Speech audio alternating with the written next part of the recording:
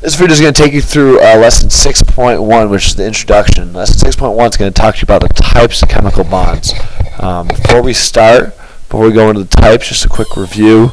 Chemical bonds are essentially what hold different atoms together. Now it could be atoms of the same elements, as in here this is probably a hydrogen and H2 up here, or atoms of different elements. Here we've got carbon and hydrogen connected by a bond, and you also have sodium and chlorine connected by a bond. A little bit of review from naming, which we've already done. Remember, we named covalent compounds. We were naming covalent compounds. There was two nonmetals, and we weren't concerned with charges of the atoms. Atoms weren't making ions. The ionic naming, however, a metal and a nonmetal was used, and then the atoms changed to ions. So if you remember, we had a cation, which was the plus, and an anion, which was the minus, and the metal was the cation usually, and the anion was the nonmetal. If you see on the periodic table, so our nonmetals up here above the staircase. Okay, those are our nonmetals, the covalent. Okay, and then our metals, the transition metals here in green. If you notice, hydrogens are nonmetal as well.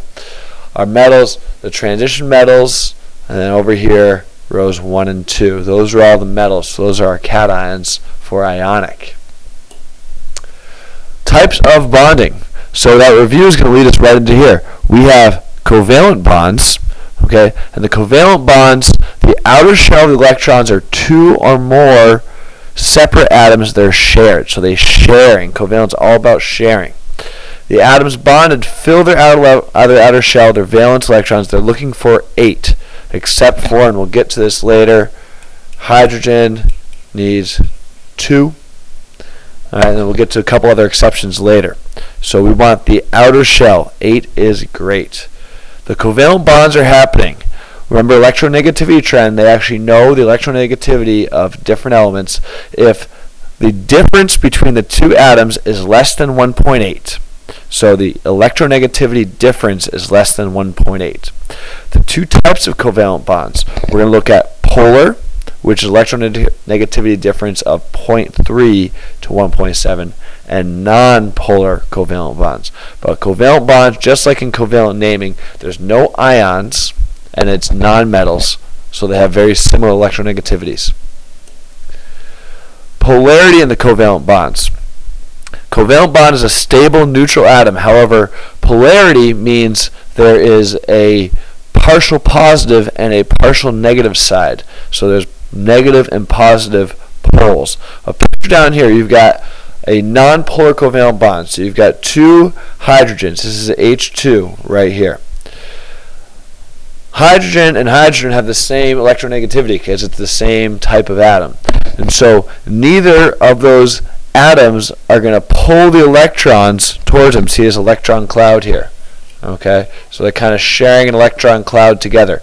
Neither atom is pulling electrons towards each other, so the pull is the same on both sides, which makes the electronegativity difference 0, which also means there's no partial positive or partial negative side. However, down here, so let's say you've got hydrogen. Hydrogen does not have a very high electronegativity. It's very low. And chlorine is a much more electronegativity. So chlorine with a higher electronegativity is going to pull the electrons over towards it, and you're going to get sort of a partial negative. And so even though this HCl is happy by itself, it is polar with a partial positive and a partial negative because chlorine pulls those electrons towards it. Ionic bonds. Now ionic bonds, much like naming, ionic bonds happens because the electronegativity difference is so great it causes the metal to give up the electrons and become a cation. So metal, cation. And the nonmetal, it wants those electrons. Remember, it pulls them towards it to get stable. And so when you add an electron to a nonmetal, it becomes a negative anion. And so now what you have is you have these atoms floating around. So you've got an atom here. Well, this atom's going to give up an electron. So that's going to go away. And this one's going to gain an electron here.